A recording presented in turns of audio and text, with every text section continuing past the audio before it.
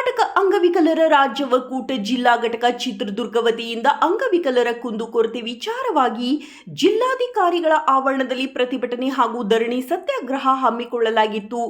ನಗರದ ಒನಕೆ ಓಬವ್ವ ಸರ್ಕಲ್ನಿಂದ ಬಂದು ಜಿಲ್ಲಾಧಿಕಾರಿಗಳಿಗೆ ಮನವಿ ಸಲ್ಲಿಸಿದರು ಹಾಗೂ ಧರಣಿ ಸತ್ಯಾಗ್ರಹ ನಡೆಸಲಾಯಿತು. ಈ ಸಂದರ್ಭದಲ್ಲಿ ಜಾಕಿರ್ ಹುಸೇನ್ ಅವರು ಮಾತನಾಡಿ, ಅಂಗವಿಕಲರಿಗೆ ತುಂಬಾ ಸಮಸ್ಯೆ ಇರುವುದರಿಂದ ಅವರು ಕಾಂಗ್ರೆಸ್, ಬಿಜೆಪಿ, ಜೆಡಿಎಸ್ ಯಾವ ಪಕ್ಷವಾದರೂ ಅಧಿಕಾರಕ್ಕೆ ಬಂದರೆ ಅಂಗವಿಕಲರ ಸಮಸ್ಯೆಯನ್ನು ಬಗೆಹರಿಸಿ ಅವರ ಆರ್ಥಿಕ ಏಳಿಗೆಗೆ ಆಡಳಿತ ಪಕ್ಷಗಳು ಸಹಾಯ ಮಾಡಬೇಕು ಎಂದು ಆಗ್ರಹಿಸಿದರು.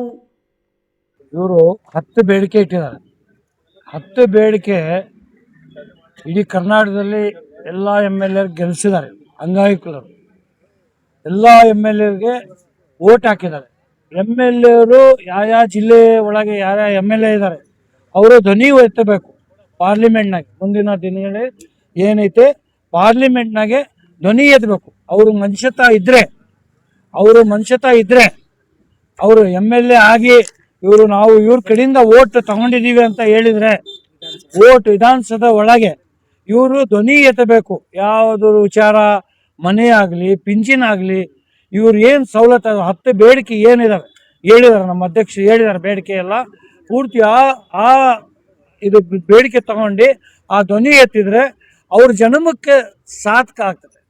MLA ಆಗೋದಕ್ಕೂ ಅವ್ರ ಮನೆತಾನಿಗೂ ಅವ್ರಿಗೆ ಎಲ್ಲ ಒಂದು ಸಾರ್ಥಕ ಆಗ್ತದೆ. ಅಂಗವಿಕಲರು ಇವರು ಅಂಗವಿಕಲರು ಅರ್ಥ ಮಾಡ್ಕೊಳ್ರಿ.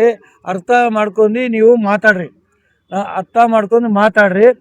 ಏನಿಲ್ಲ, ಇವರು ಪಾಪ ನಡಿಯೋಕ್ಕಾಗಲ್ಲ, ಓದಕ್ಕೆ ಬರೋಲ್ಲ, ಆಮೇಲೆ ಬಾಡಿಗೆ ಜಾಸ್ತಿ ಆಗ್ತದೆ, ಆಮೇಲೆ ಬಸ್ಸಿಗೆ ಚಾರ್ಜ್ ತಗೊಂತೀರ. 75% ದುಡ್ಡು ಕಟ್ಬೇಕಂದ್ರೆ ಎಲ್ಲಿಂದ ಕಟ್ಬೇಕು? ಫ್ರೀ ಕೊಡ್ಬೇಕು. 1 ರೂಪಾಯಿ ಇಲ್ದಂಗೆ ಮನೆ ಫ್ರೀ ಕಟ್ಕೊಡ್ಬೇಕು. 5% 10% ಇದ್ದಾರೆ ಇವರು ಜನ. ಎಷ್ಟು ಜನ ಇದ್ದಾರೆ?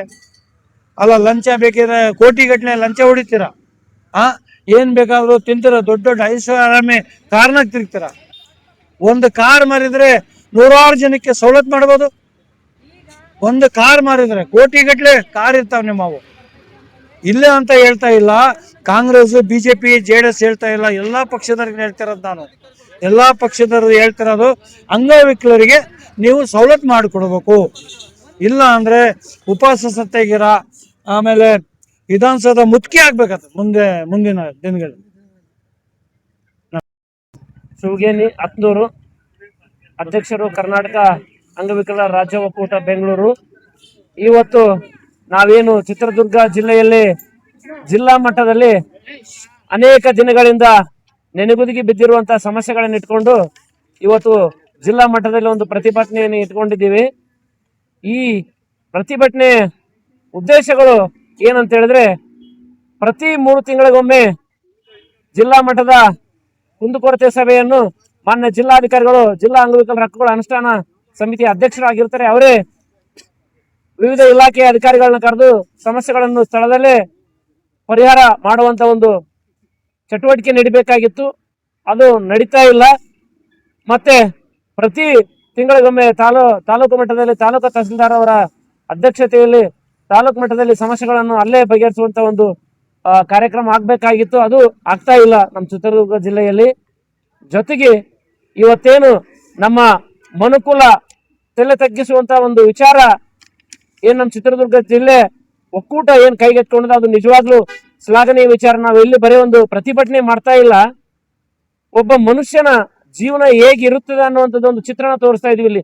ನಮ್ಮ ಮಾಧ್ಯಮ ಮಿತ್ರರು, ನಮ್ಮ ಸ್ನೇಹಿತ ಇವರು ಭರತ್ ಕುಮಾರ್ ಅನ್ನುವಂತ ಒಬ್ಬ ಬುದ್ಧಿಮಾಂದ್ಯ ಮಗುವನ್ನು ತಾವು ಚಿತ್ರೀಕರಿಸಬಹುದು. ಯಾಕೆಂದ್ರೆ ಅವ್ರಿಗೆ 90 ವರ್ಷದ ಅಜ್ಜ ಇದ್ದಾನೆ, 85 ವರ್ಷದ ಅಜ್ಜಿ ಇದ್ದಾಳೆ. ಅವ್ರಿಗೆ ಇನ್ನೊಬ್ಬರ ಆಸರೆ ಬೇಕು. ಆದ್ರೆ ಆ ಬುದ್ಧಿಮಾಂದ್ಯ ಯುವಕನಿಗೆ ಗಾರ್ಡಿಯನ್ಶಿಪ್ ಕೊಡೋರು ಅವರ ಸಂಬಂಧಿಕರು ಯಾರು ಇಲ್ಲ. ಅದನ್ನ ಮಾನ್ಯ ಜಿಲ್ಲಾಧ್ಯಕ್ಷರು ತಮ್ಮ ಅಧ್ಯಕ್ಷತೆಯಲ್ಲಿ ಗಾರ್ಡಿಯನ್ಶಿಪ್ ಕೊಡ್ಲಿಕ್ಕೆ ಅವ್ರಿಗೆ RPWD ಕಾಯ್ದೆ 2016ರಲ್ಲಿ ಇದೆ. ಅದನ್ನು ಅವ್ರು ಮಾಡ್ಬೇಕಾಗಿತ್ತು. ಅದಕ್ಕೆ ಅವ್ರನ್ನ ಕಣ್ಣು ತೆರೆಸಬೇಕು. ಈ ಸರ್ಕಾರಕ್ಕೆ ಇದೊಂದು ಈ ಸಮುದಾಯಕ್ಕೆ ಜಾಗೃತಿ ಮೂಡಿಸುವಂತ ಒಂದು ದೊಡ್ಡ ಒಂದು ಬೇಡಿಕೆಯನ್ನು ಇವತ್ತು ಈ ಒಂದು ಸ್ಥಳದಲ್ಲಿ ನಮ್ಮ ಒಕ್ಕೂಟ ಹಮ್ಮಿಕೊಂಡಿದೆ. ಹಾಗಾಗಿ ನಮ್ಮ ಒಕ್ಕೂಟದವ್ರನ್ನ ನಿಜವಾಗ್ಲೂ ನಾನು ಇಲ್ಲಿ ಅಭಿನಂದಿಸ್ತಾ ಇದ್ದೀನಿ.